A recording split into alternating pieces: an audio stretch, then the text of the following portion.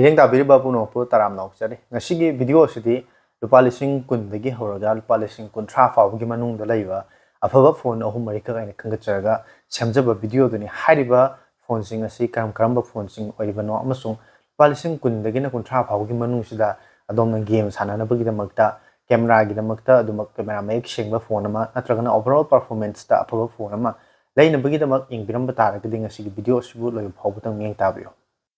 Ngasi aina ahanbada list da khangachari phone asi Samsung Galaxy A35 hariba phone asi. Phone asi da afaba features khara hype taragadi IP67 oiba 5500 mAh ki battery oiba super AMOLED oiba amadi 50+50 megapixel ki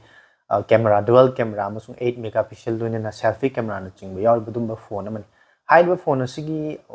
market price asi Houjik ki oina lupa lising kun gi range asi da lairi offer ga loinana adomna phone asi matang da hena khangbining bataraga su dum online da Amazon natrangna Flipkart kumba website sing da hariba phone asi dum changduna yeng matamda magi maru iba specification sing asi loina mak ugadaba na maram oirakanda yamna makhata na kupthana specification kudimakti aina sandokna haijadraga su ngasigi list asi da lairiba phone sing asi price range asi da lairiba adugumba atopa phone kaya aduga changdamnaraga hariba phone sing asi laibiya ba phone amani aina khangacharaga semjaba phone ngaktani aduna hariba phone sing asigi kupa details sing duso dum na dum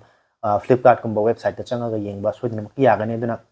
lupa lising kun fawgi range ta leiba afaba phone amaka haiba taragadi Samsung gi brand value leiba khogi branded Samsung haiba company asi matam chang naina software update na chingba piba dumba company ama oibuna maram oiraga lupa lising kun gi range sida dum overall performance fazana sinaba yaga ta dumba phone ama yeng taragadi Samsung Galaxy A35 hariba phone asi leiba yai adubu phone asigi kitang weak oiba point ama haiba taragadi phone asida yawriba Exynos ki processor ase Exynos 14380 hariba siguma processor asi kitang performance yeng matamda atopa magi budget sida leiba phone atopa singa changdamna matamda processor gi matang asi kitang weak oi adu oiba taraga su hogi normal day to day life te koina call tawba video yengba natraga atopa thabak thoram sin tawbada karigo makhal amatagi problem lairoidaba dumba phone amani. Mathang da domna lupa lising kun dagi hawraga lupa lising kutra swaibogi manung sida koige game sanabada yam nungai dawba dumba phone ma yengbiram bataragadi Poco X7 Pro aina handak nauna launch tawba phone ase lupa lising kulumdoi ki chang sida leibani hariba phone ase adu kimatik faraba phone ama oire phone sida yawriba MediaTek ki processor ase adu kimatik faba performance piba phone amani phone asida yawriba koige battery se 6500 mAh ki battery ase documentic huge battery ni loinana 90 watt ki fast charging obviously maram oiga charge to matam da yam thuna khoi charge 0 ding 100% fawb si thanba ngamba aduga camera gi matang da oipataraga so aduga loinana sigi phone asi game gi damakta khoi game sanaba pamba sinja khoi gi target to sem madum phone ama oibana maram oiga phone se da yawri ba khoi gi cooling chamber sina game sanaba matam da phone asi ka hena hit ohendaba aduga phone asi lupa lising kun dagi na kun tra fawgi manungda yamna afaba game sanana bagi damakta leiba phone amani haina khanjaraga ngasigi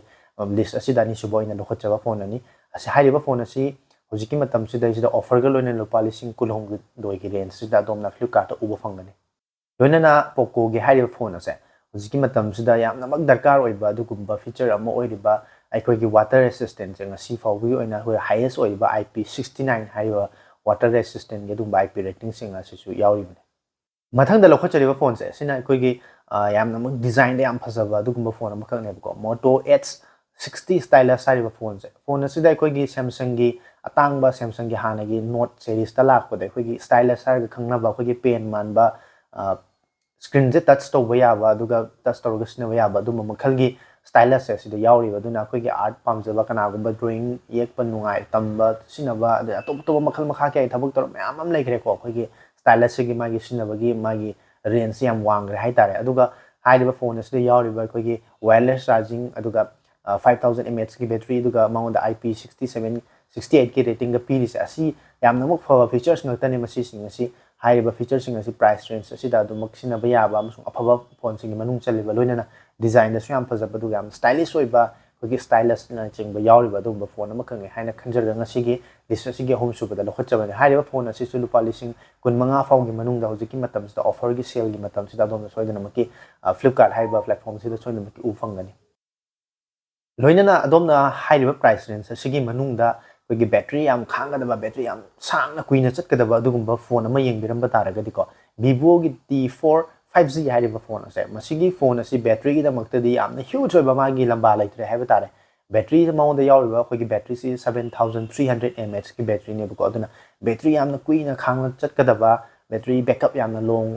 lasting ꯑꯣꯏꯕ ꯑꯗꯨꯒꯨꯝꯕ phone ꯑꯃ ꯂꯩꯅꯕꯒꯤꯗꯃꯛꯇ ꯌꯦꯡꯕꯤꯔꯝꯕ ꯇꯥꯔꯒꯗꯤ ꯃꯁꯤꯁꯨ ꯂꯩꯕ ꯌꯥꯕ ꯐꯣꯟꯅꯤ ꯂꯣꯏꯅꯅ phone ꯑꯁꯤꯒꯤ ꯑꯇꯣꯞꯄ ꯁ꯭ꯄꯦꯁꯤꯐꯤꯀꯦꯁꯟꯁꯤꯡ ꯑꯗꯨꯗꯤ ꯌꯥꯝꯅ ꯆꯥꯎꯔꯥꯛꯄ ꯍꯧꯖꯤꯛꯀꯤ ꯃꯇꯝꯗ ꯑꯗꯨꯃꯛ ꯆꯟꯅꯒꯗꯕ ꯁ꯭ꯄꯦꯁꯤꯐꯤꯀꯦꯁꯟ ꯃꯌꯥꯝ ꯑꯃ ꯌꯥꯎꯔꯤ ꯑꯗꯨꯕꯨ ꯍꯥꯏꯔꯤꯕ ꯁ꯭ꯄꯦꯁꯤꯐꯤꯀꯦꯁꯟꯁꯤꯡ ꯑꯗꯨ ꯂꯣꯏꯅꯃꯛ ꯁꯟꯗꯣꯛꯅ ꯍꯥꯏꯖꯗ꯭ꯔꯒꯁꯨ ꯑꯗꯣꯝꯅ ꯕꯦꯇ꯭ꯔꯤ ꯌꯥꯝꯅ ꯕꯦꯀअꯞ ꯄꯤꯒꯗꯕ ꯐꯣꯟ ꯑꯃ ꯌꯦꯡꯕ ꯇꯥꯔꯒꯗꯤ ꯃꯁꯤꯒꯤ ꯐꯣꯟꯁꯤ ꯂꯩꯕ ꯌꯥꯕ ꯐꯣꯟ ꯑꯃꯅꯤ ꯍꯥꯏꯅ ꯈꯟꯖꯔꯒ ꯃꯁꯤꯒꯤ ꯂꯤꯁ ꯑꯁꯤꯒꯤ ꯁꯦꯔꯤꯁ ꯑꯁꯤꯗ ꯂꯧꯈꯠꯆꯔꯛꯄꯅꯤ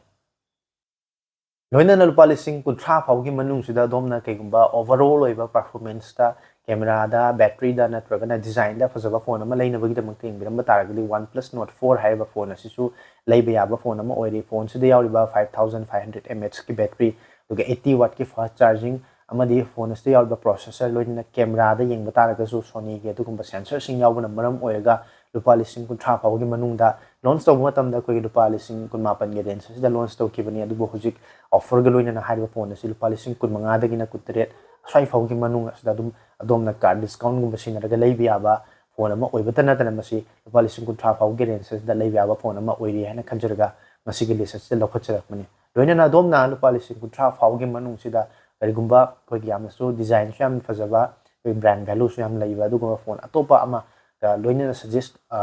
tawzo haiba taragadi koigi Samsung gi Galaxy A55 haiba phone asisu lupa lising kunthra phawgi manungda leiba hujiki matam sida dumak leiba yaba afaba phone singni amazung haiba ngasigi list asida panjariba phone sing asi adomgi sinabagi makha puana pona game sanabada pamba singna Poco amadi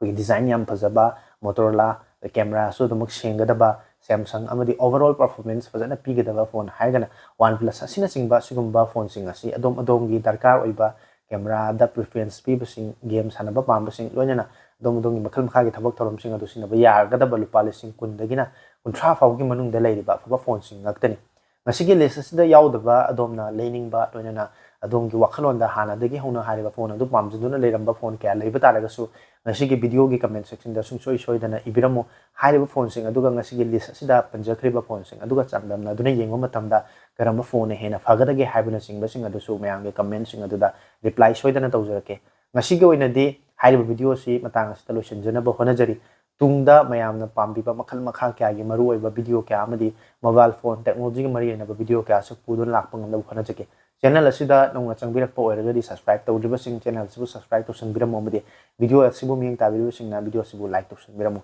ngasigi oina matang asita loisanjari tungda anouba video amada amuk thengarasi